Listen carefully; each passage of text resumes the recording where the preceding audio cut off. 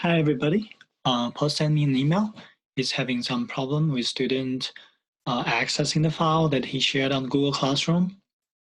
And I've had similar issues before. So I'll show you guys what I do now on the Google Classroom when I'm sharing files. And hopefully that can be helpful. So let's take a look. We'll go to Google Classroom first. All right, so here is the classroom. I just go to class, go to classwork, and hit create assignments. Whatever there is that you're sharing on the Google Classroom, I think the basic procedure is going to be the same. So you're going to the title, put a description, do the usual stuff, click a due date, and if you have a topic is like a folder for all your assignments.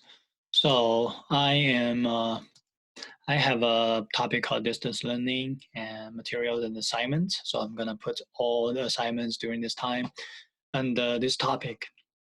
You can also use rubric. Maybe if you guys are interested, I can make another video in the future about the rubric function. So basically, when you're sharing file, you should use add here.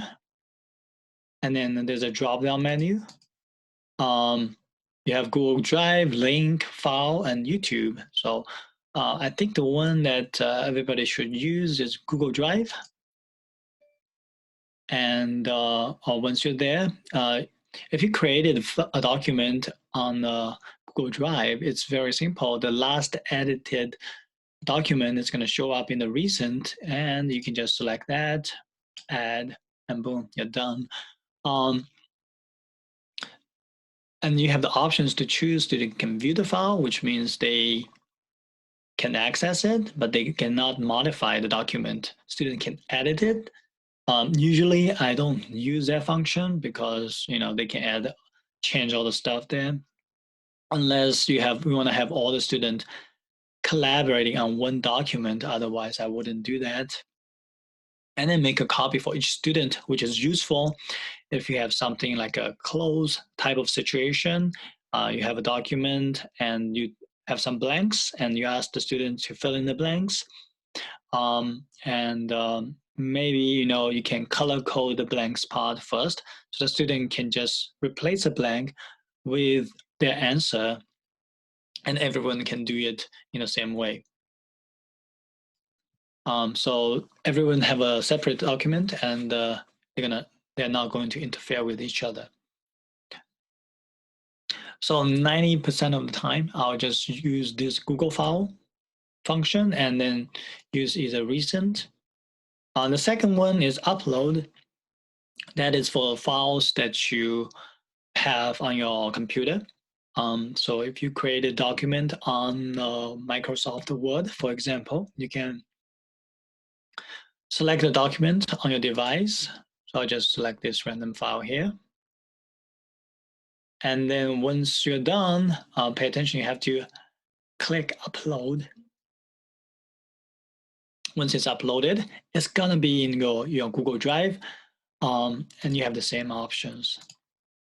So if you are sharing a document like this, you shouldn't have any permission issues. The Google Classroom is going to set the permission of your document automatically. And the same thing goes to My Drive. So you have the whole hierarchy of your Google Drive, all the folders, and you can navigate through that and select the document that you want to share.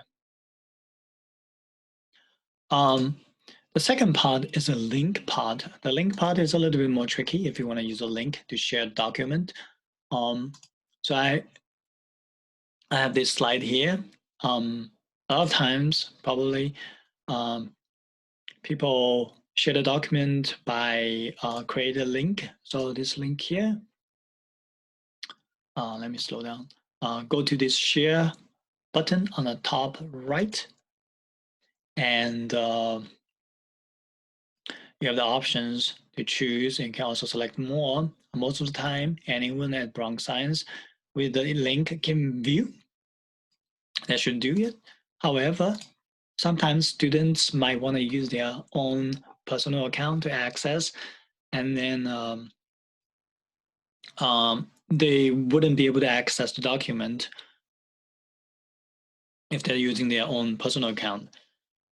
So this is when, if you don't want to avoid that kind of situation, you can select on anyone with the link. So if students are using their own personal account, they can still access it. However, that also means that everyone on the internet have the link can access your document, which means if your student post a link on the internet, students from other schools can have access to your document. Anyone have that link can access your document. So use with caution. So most of the time I'll select that. But if someone requests the access for the document, I will double check if that is a Bronx Science email. If it's not, I'll just say, please log into your Bronx Science email to access the document.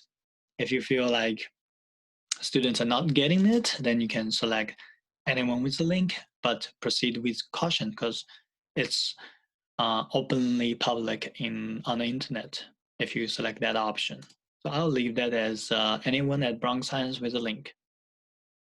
And here you have the same options. They can edit, can comment, can view, can comment is a new option here. I usually wouldn't use can edit again unless you want all the students to be collaborating on one document. 90% of the time it will be can view and save. After that, you can copy the link and go to your Google Classroom, paste, add link. So if you are using this, right, you still get the prompt if the Google Classroom detects that it's a Google Doc and from your account, and then you can select the same thing. Student can view file, edit file, or make a copy for each student. So I assume if you do that, they would automatically adjust the permission as well, but I'm not 100% sure. Next one, file, is basically the same thing as when you go to Google Drive and you go to the second tab, upload, when I ended up at the same place. So it's basically the same function. You're going to upload the file onto Google Classroom and then share it with your class. I think most of the time in those scenarios, they're going to adjust the permission automatically for you. However, you might want to post the link in the instruction. That is when setting the correct permission in your document is very important.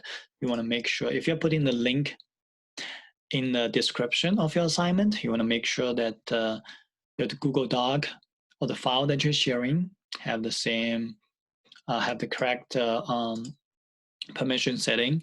Anyone at the Bronx Science with a link can view, or anyone can view.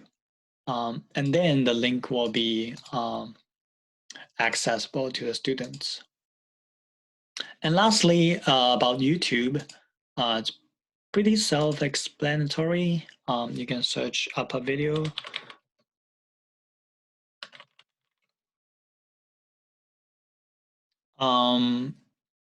And I'm searching baby talking because I used this video a couple of years ago. So you can just search up a keyword and then select the video again. Let me do that again. Baby talking. So this assignment I used a couple of years ago. There's two twin babies who are talking to each other. So I made an assignment for the students that they need to edit the video and put Chinese subtitle on it, explaining like what they are talking about. So this is a fun assignment for them. So once you select that, I've already added this.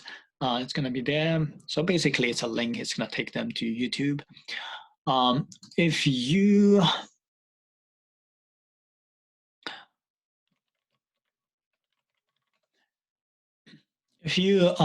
search the video on YouTube, this is a video. That's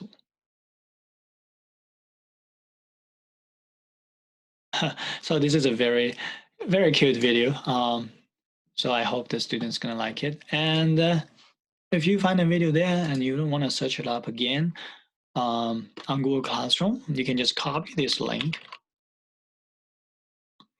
right click over the text here, copy, and then you can add YouTube URL, paste, add.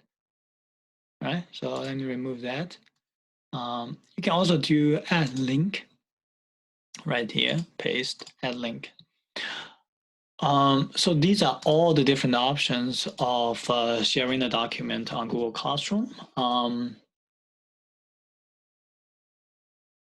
Yeah, I think if you use the first option right here for Google Drive and use the document on your Google Drive, or upload the document onto the Google Drive first, you shouldn't have any permission issues. All right, so that's it. I hope this is helpful. And Paul, let me know if you still have any students requesting for the file permission. All right, everybody, take care. Bye.